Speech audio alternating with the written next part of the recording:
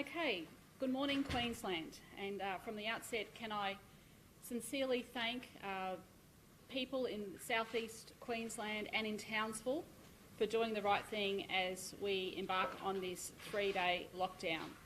And today I can report some good news. So we have 4 new cases, 1 person from overseas hotel quarantine.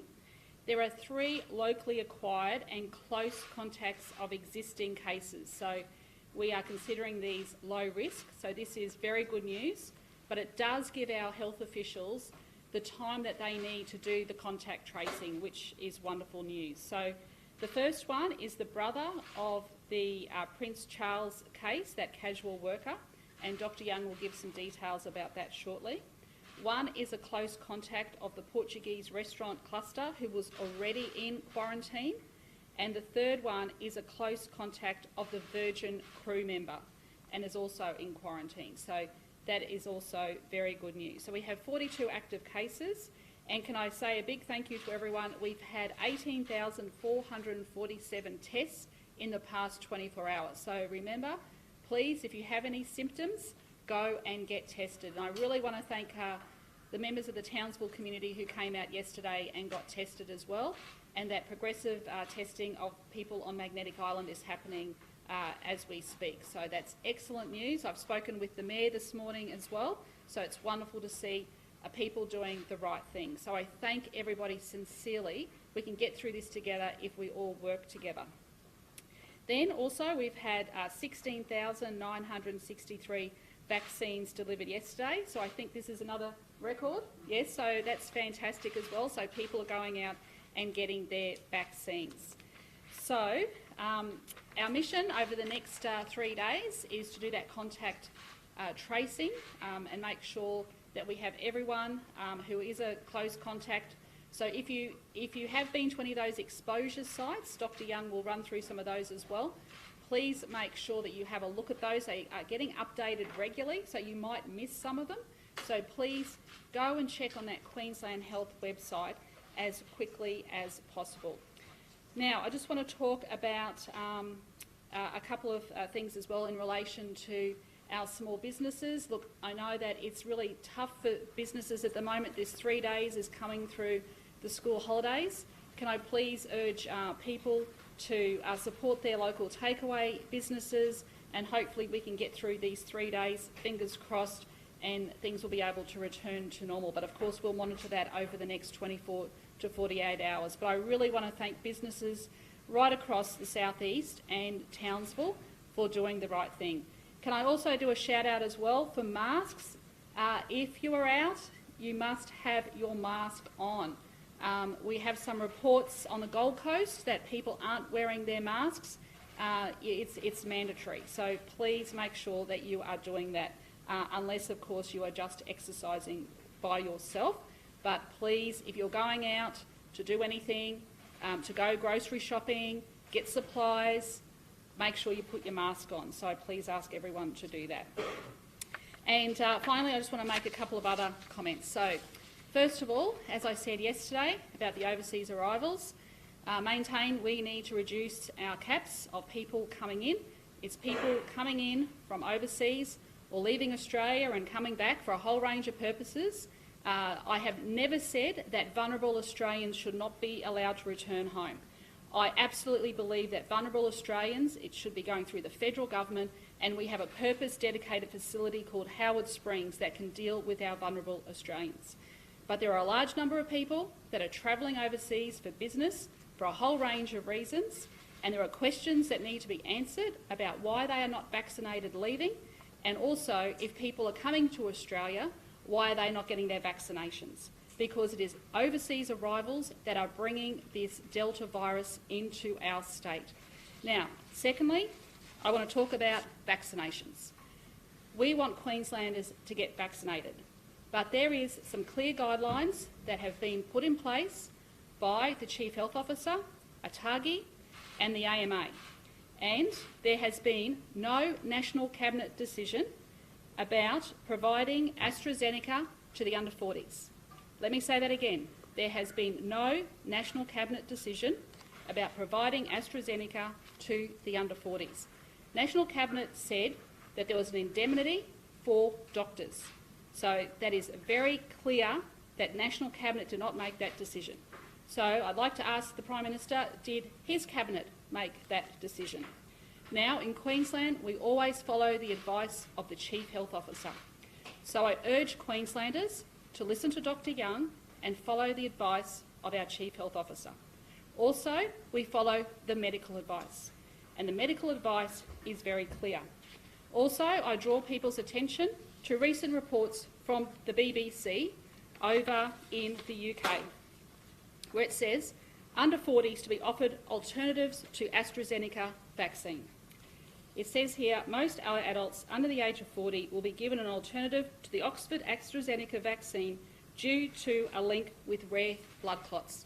So my message to Queenslanders today is please listen to Dr Young and listen to the health experts when it comes to the vaccine.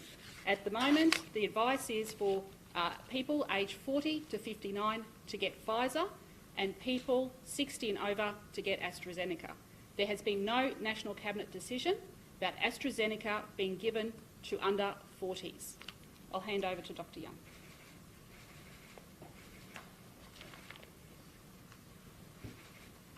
Thank you, Premier. So 4 new cases overnight, and our contact tracers have been doing their work, and all of the people they've been working with, thank you very much, because all of these were known contacts. So we had 1 in hotel quarantine, a returned traveller from the UK. So there's that case, our usual case in hotel quarantine of an overseas returned traveller. Then 3 community cases. 1 is the brother of that case, of the receptionist at the Prince Charles Hospital. So they became infectious on the 26th of June. They were up in Magnetic Island. They then returned down to Brisbane, and they did attend a school holiday tennis camp, the Shaw Park Tennis Centre at Wooloowin, on the 28th of June. So we'll be contact tracing there. But we'll just work through what those risks are from that particular individual. Then we also have a co-flight crew member of that Virgin crew member who was on those 5 flights while infectious. So they were in quarantine, and we're just working through whether they were out and about before they went in quarantine during their infectious period. So we'll be looking at that. And then we had another case related to that Portuguese restaurant cluster, and they were, because they were a close contact, they were in hotel quarantine during their entirety of their infectious period. So that's not a concern. So we now have those 42 active cases, which does concern me because a lot of these active cases are the Delta variant, and we know that is very contagious. So yes, we are doing our best to manage that within our hotels, but they're not designed for that process, and we're also doing our best to manage them in our hospitals, but it is a very, very contagious variant. Thank you to every single person who's come forward over the last 24 hours to get tested. We did 18,447 tests on 18,183 people, which is a magnificent response, particularly those people up in Townsville. You really came out and got tested. Thank you very much. Now, I have some good news about Townsville. I was concerned about that ferry terminal because of the linkages between Palm Island and Magnetic Island. You need to go through that same ferry terminal. But the family from Brisbane who went up to Magnetic Island went in a car, and they were in a car when they went across to Magnetic Island. They didn't go out and about into that terminal, which significantly reduces the risk for those people from Palm Island. Doesn't remove it, because we know that the people from Palm Island frequently come into Townsville, and they may have gone to one of the venues in Townsville, such as that those markets on that Sunday morning. So it doesn't lift the need for the restrictions. It's really important that all those people in Townsville City, Magnetic Island and Palm Island remain in their homes or residences for that 3-day period, except for the 4 reasons you can leave. But it has, I thought it might be reassuring for those people in Palm Island, because I know they were quite concerned about the terminal. So we've done a record day in terms of vaccinating, and we are going to be using every dose of Pfizer vaccine that we get from the Commonwealth. Of course we are. So please, if you're in those groups, particularly if you're aged care or disability care worker or a healthcare worker, you are an absolute priority. You must come forward and get vaccinated. That is really, really important. You are a priority. Then anyone aged 40 through to 59, if they can get a booking, we really want people to focus on bookings rather than walk-ins, because if you walk in, there's a good chance you won't be able to get vaccinated, because we will always do those people who've booked first. So 40 to 59-year-olds, go online and find a booking, and all of course, are 1A, 1B, so that you get vaccinated in one of the Queensland Health Pfizer clinics. Now, the Commonwealth has said they will start distributing, when they get some more vaccine, Pfizer to GPs, so you'll be able to go to some GPs who get allocated that Pfizer vaccine. Now, anyone who is aged 60 years or older, please, if you haven't already, immediately make a booking. There is plenty of AstraZeneca vaccine available. Make a booking to go to your own GP. If your GP is providing vaccine, go to one of the pharmacies, and there are more pharmacies being stood up, or go to one of the Commonwealth vaccine centres and get vaccine there. Some of our hospital and health services will also have AstraZeneca vaccine. Now, if you have already had 1 dose of a vaccine, it is vital you get a 2nd dose of the same vaccine. It doesn't matter what your age is, you need to get a 2nd dose of the same one. Thank you.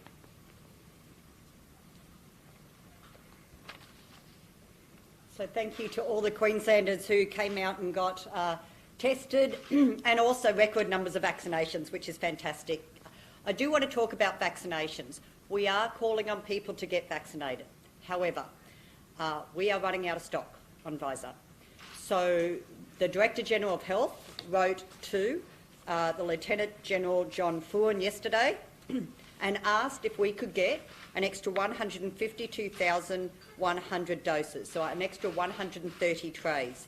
The reason we gave is that we are at critical levels, and that at some of our sites we are projected to run out of Pfizer by as soon as week 20.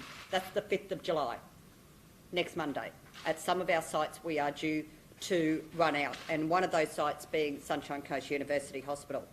Our reason also is, we said, additional vaccine supply is critical to avoiding cancellations of already committed appointments, and to ensure that we can continue to prioritise areas of high risk. Now, we sent that letter yesterday. We got a response this morning from the Lieutenant General. We have been advised that we will not be provided additional vaccines of Pfizer. Now, about 3 weeks ago, when Victoria went into lockdown and asked for additional supply, they got an extra 100,000 vaccines. We weren't offered less than what we asked for. We have been denied any extra vaccines.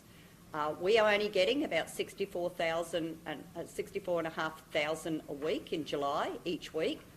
We got 45,000 vaccines delivered yesterday, and on that delivery and our calculations, we have about 8 days stock. 8 days stock left for Pfizer. So we are getting to that point that we will have to start prioritising only 2nd doses if the Commonwealth do not have any vaccine left. And they need to tell us, is what they gave Victoria the end of it? Have we only got what is allocated and no contingency stock left until that big delivery in October? Because we all need to know. Now, maybe this is why the Prime Minister's come out and suggested that under 40s get AZ. But we have to act on the TGA and ATAGI's advice in relation to that. It can't simply be because we have a lot of stock of one vaccine and not enough of the other to start recommending that people get a particular vaccine. that advice should always be based on clinical advice. So I am disappointed that we have been denied any extra vaccines, despite the reasons we've been given, despite the fact that we are going to start running out of vaccines. And I would welcome the Commonwealth telling us exactly how much vaccines they currently have on stock. Thank you.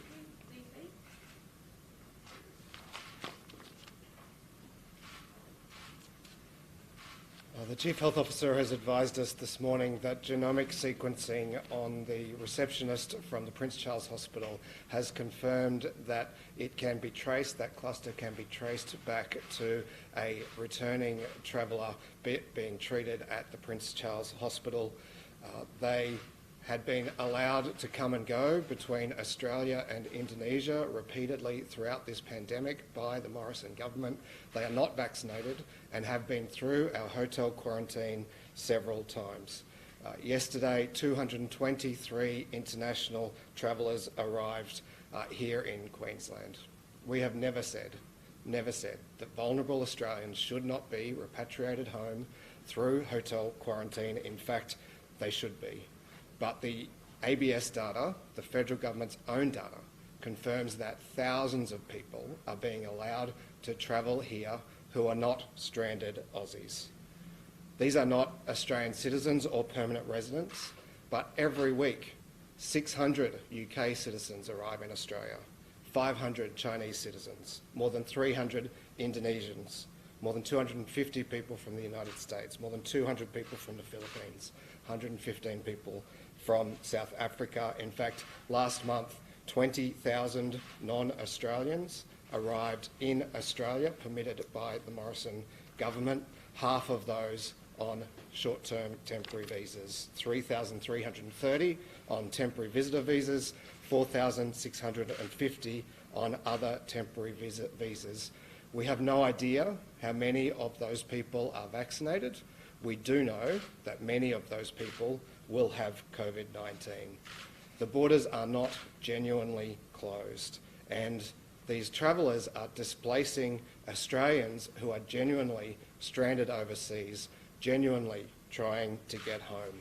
This is the federal government's own data, and I note that they have directed the Australian Bureau of Statistics to stop now reporting this data. So from next month onwards, we will not know how many people they are allowing in breach of our closed borders. In addition to the non-Australians returning, every month about 40,000 Australian citizens and about 6,000 permanent visa holders are allowed to leave the country. Many then seek to return, rejoining the queue, going back through hotel quarantine, putting our community at risk.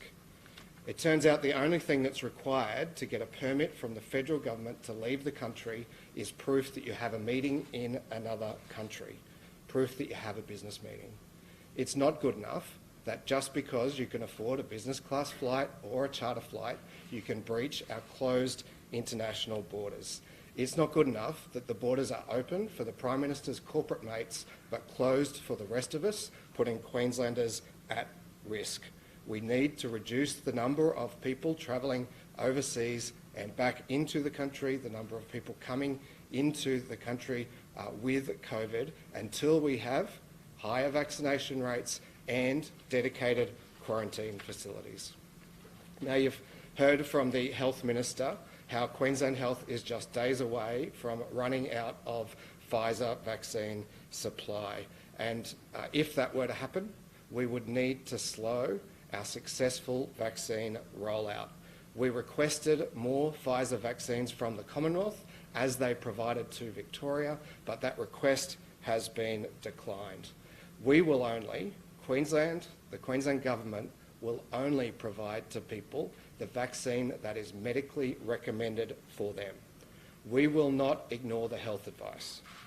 For the Prime Minister to attempt to overrule the medical advice and provide a vaccine that is not recommended for people under 60 puts Queenslanders at risk. There is some discussion that the Commonwealth might even provide their own vaccination hubs so that they can get AstraZeneca vaccine out to younger people despite that vaccine not being recommended, and that would be very risky. I note that the Australian Medical Association has come out and said that people shouldn't follow the Prime Minister's advice, that they should follow the otherwise consensus health advice. I'm concerned about reports that GPs were inundated yesterday with requests from younger people asking to get a vaccine that is not recommended for them and that their general practitioners are unlikely to provide to them. So I would say to Queenslanders, throughout this pandemic, the advice of our Chief Health Officer has served Queenslanders incredibly well, and they should take her advice about which vaccine is medically appropriate, not the advice of Scott Morrison.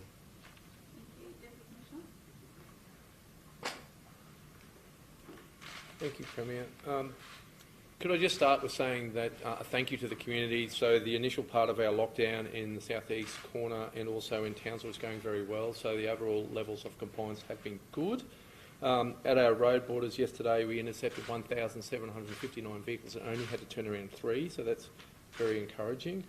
And also at our airports, 2,098 passengers processed, domestic that is, only 3 turned around, 57 into quarantine.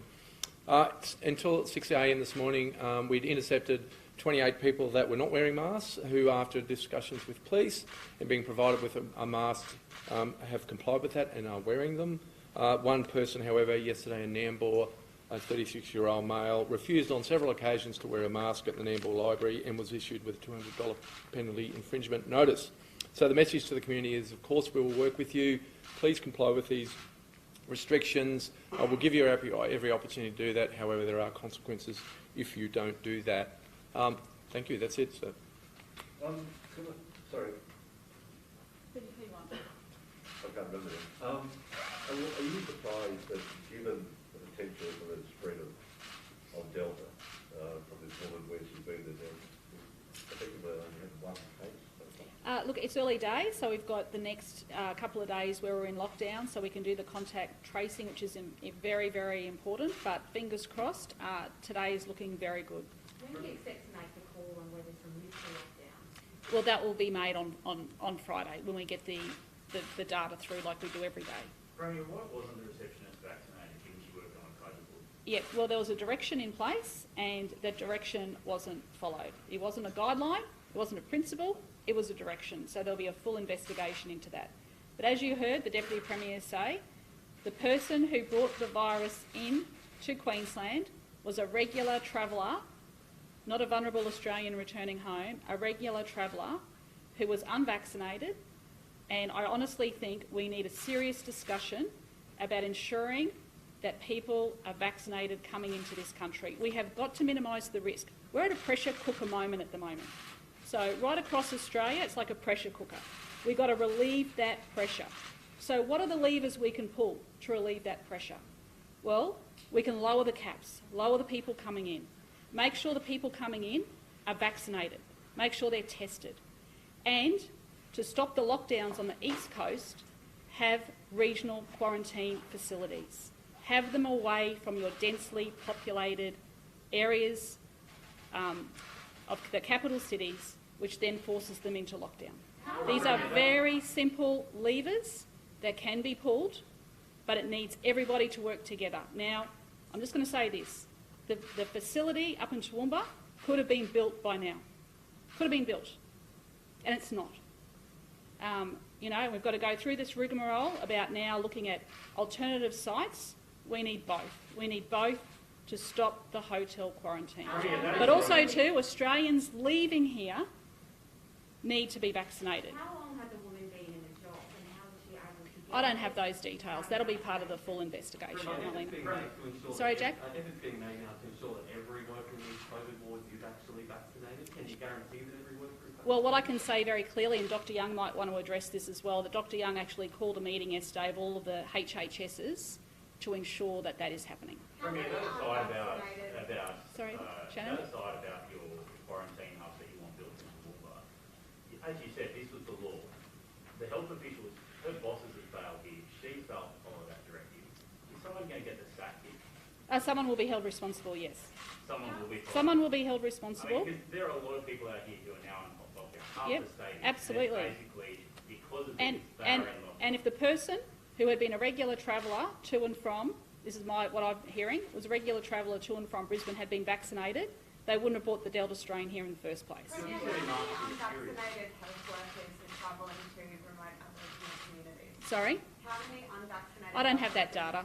Why is that not mandated that people travelling to these vulnerable communities are vaccinated? Well, we're even now looking at getting the FIFO workers vaccinated. They are regular travellers as well, and they haven't been vaccinated. So we're working with the Resources Council now, and they've been really supportive, and the unions. So this is industry and unions working together to say, let's get these regular workforces vaccinated. Is there anyone keeping But you can't vaccinate unless you've got the supply. But is there So we know anyone that there is, keeping if you can just wait for one moment, we know that at the end of this year, the last quarter, there is a lot of supply coming.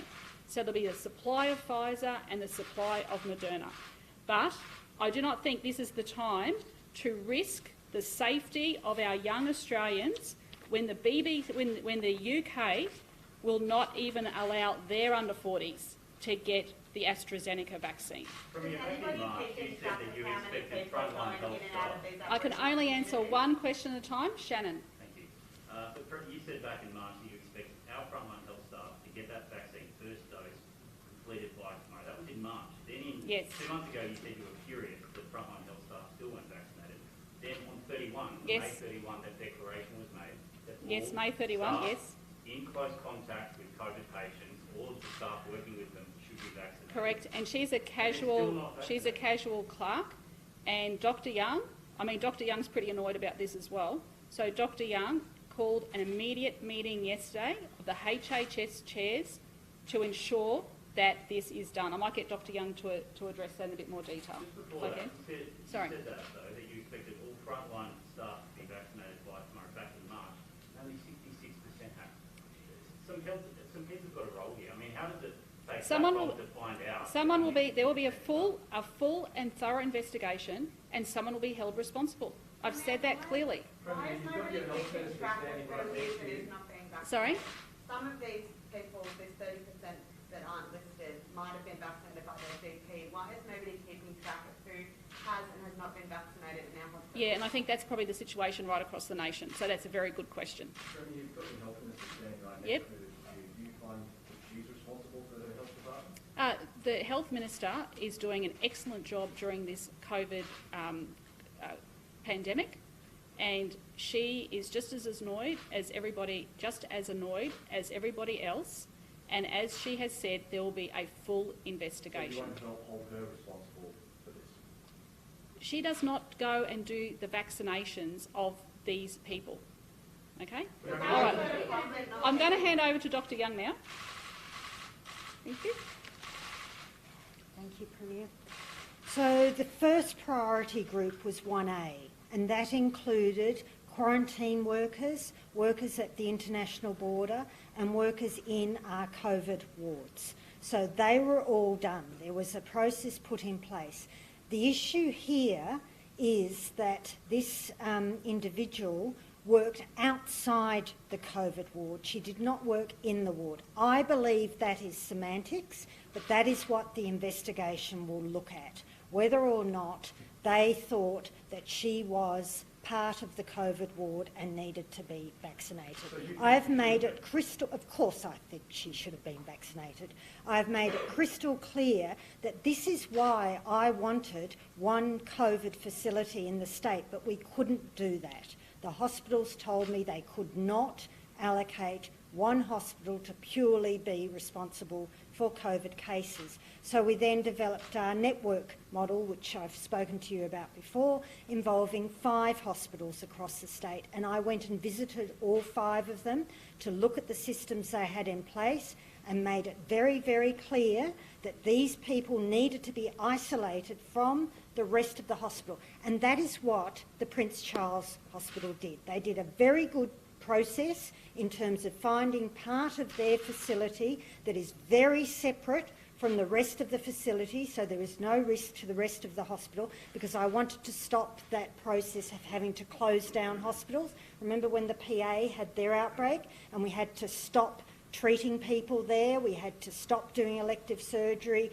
outpatients, emergency departments. So the Prince Charles did a very good job finding an ideal place to manage these. They just didn't think that the corridor outside their COVID area that was totally removed from the rest of the hospital was a risk. And clearly it is a risk. We know that. But we also have to remember it wouldn't have been a risk for Alpha or for those previous variants. It's the Delta variant. We know that the Delta variant is virtually impossible to control. So we're going to have to yet again, I'm sure you can remember that each time we got a new variant, I increased the mitigating factors.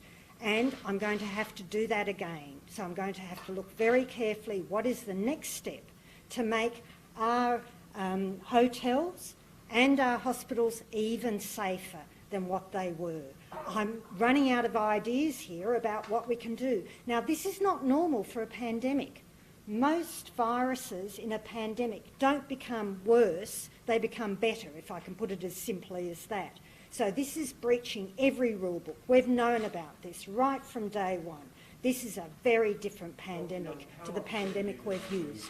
Sorry? How upset are you that only 60% of the health workforce is vaccinated? Right. Remember that most of our health workforce is working in facilities that don't take COVID cases. I've made it very, very clear that if someone has a COVID case, they have to be moved to one of those 5 network hospitals. So they shouldn't be treating them. So I went and said the priority, the absolute priority is those 5 networked hospitals, because I knew we were going to struggle to get every single person vaccinated. Yes, I would like to see, of course, 100% of our hospital and our healthcare workers, administrative, operational, cleaners, maintenance men, 100% of them vaccinated. And that is what is happening now. It's a concern that it's taken this long, but I can understand that because there are some other groups that are actually more important. So if you work out at Weipa Hospital, you don't have any COVID cases or any international border, then I actually think it's more important that we get the international flight crew coming into Brisbane Airport vaccinated, and all of the workers there and the workers involved with cases ahead of them. So this is that really fine balancing act. And unfortunately, we don't have enough Pfizer vaccine to just say, right, let's vaccinate everyone, which of course is what I would want, preferentially. Sorry? Why is it not mandated for health workers going into remote Aboriginal communities to be vaccinated? Yep, so again, we're working with all of those. But remember, it depends where they're coming from as to what the risk is. So all of that is happening. So I do want every single healthcare worker, around 110,000 employed in Queensland Health, to be vaccinated. But there are also other people who go into those remote communities, and I want them vaccinated. So the RFDS goes in, for instance. So we've got to just make sure that we don't fix one issue and leave another issue. We've got to go right across the board. Dr. Inala, there were others who tested positive. Is there any concern with the school that he attended? Yes, he did attend the school for a Monday holiday camp. It wasn't at the school, it was at another facility, so we're doing all the contact tracing there. Cut to the chase. Do you think under 40s should get AstraZeneca? No. I'm sorry if I haven't made that Why? clear. Well, No, I do not want under 40s to get AstraZeneca. Why? Because they are at increased risk of getting they're rare, it is rare, but they're at increased risk of getting that rare clotting syndrome. We've seen up to 49 deaths in the UK from that syndrome.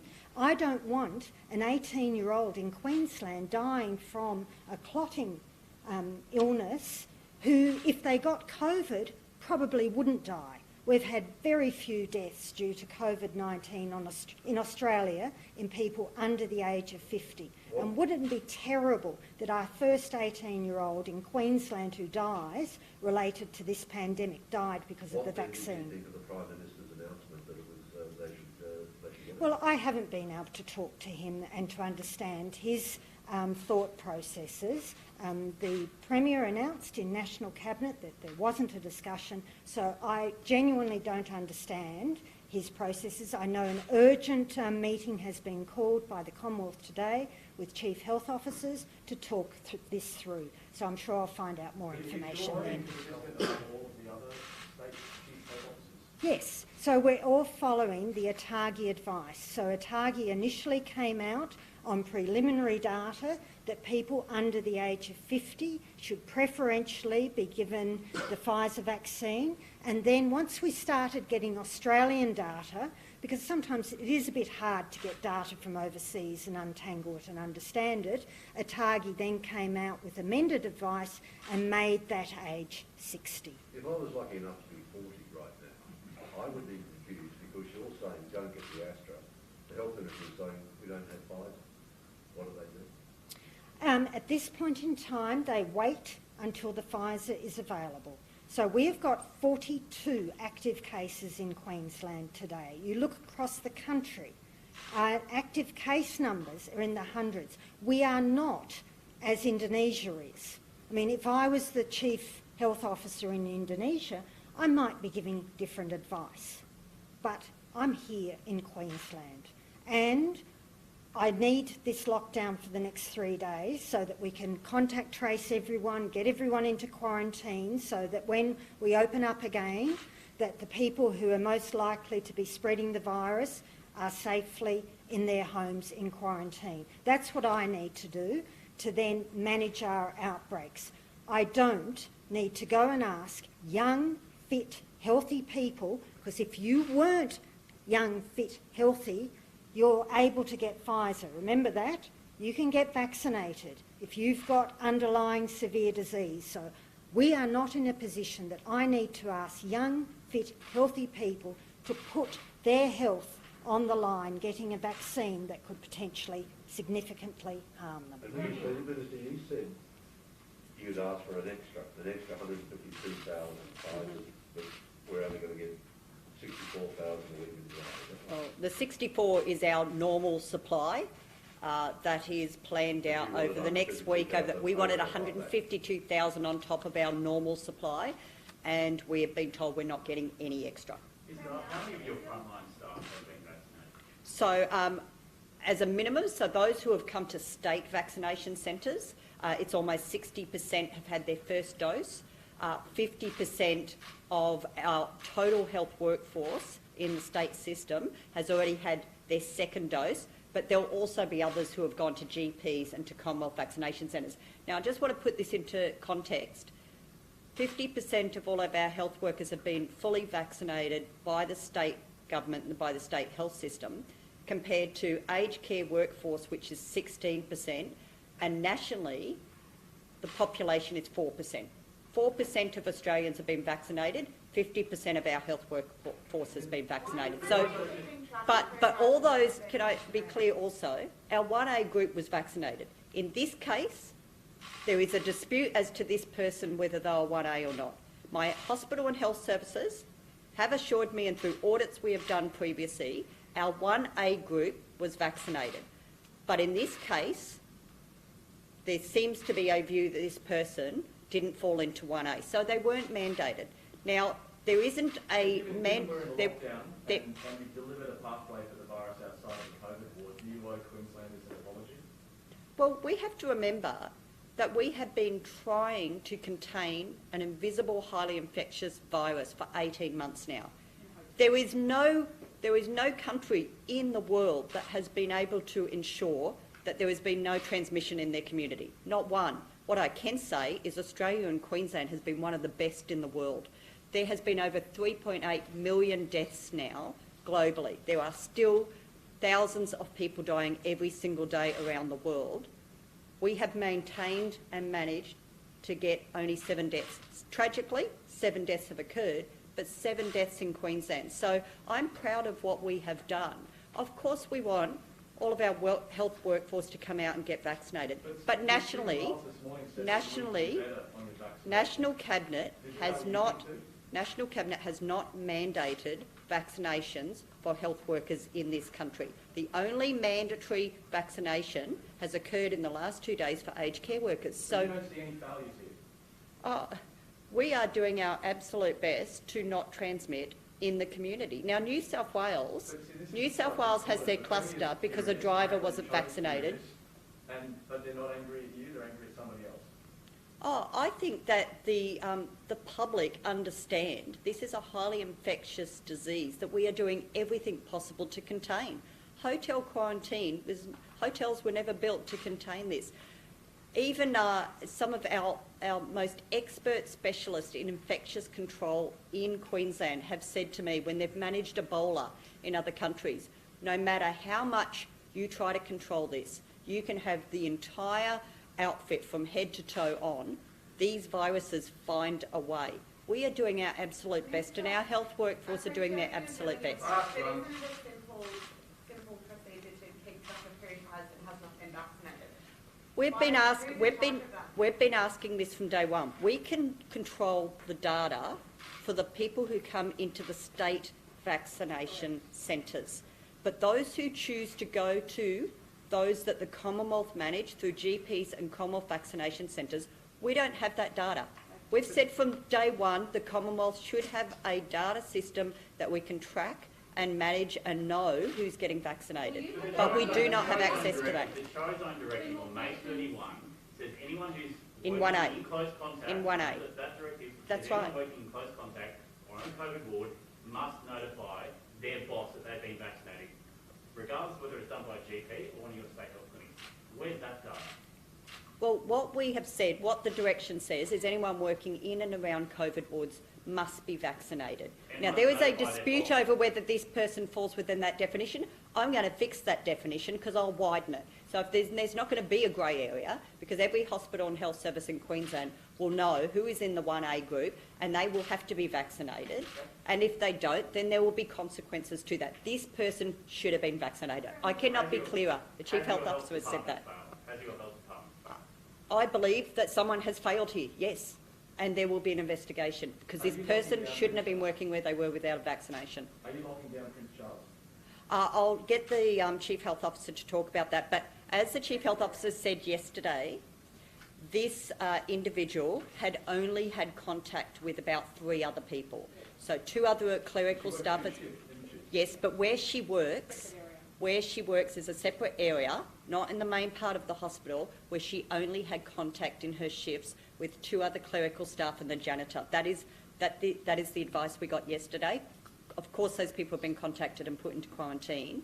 So we're very fortunate that in the hospital environment, this individual's had very little contact with health workers, but of course we've got the other contacts as well. Thank you. Is your trip to Tokyo considered a business trip?